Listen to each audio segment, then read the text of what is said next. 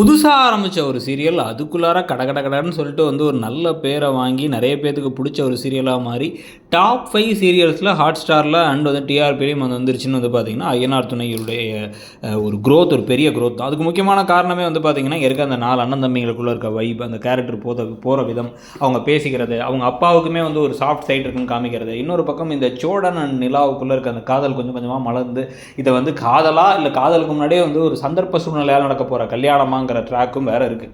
இதில் நிறைய பொய்களை வேறு சொல்லி வச்சுருக்காரு சோழன், தன்னுடைய குடும்பத்தை பற்றி, பணக்கார குடும்பம், தன்னுடைய ஓன் கார் அப்படி இப்படின்லாம்.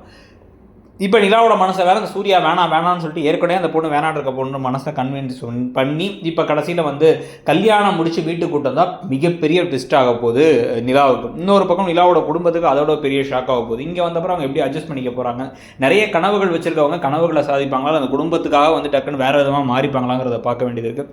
ஸோ நிறைய பாசிட்டிவான விஷயங்கள் இருக்கும் அந்த கதையிலன்னு தோணுது. உங்களுக்கு ஐயனார் துணை சீரியலை பற்றி என்ன நினைக்குதுங்கிறத சொல்லுங்கள். தேங்க்யூ.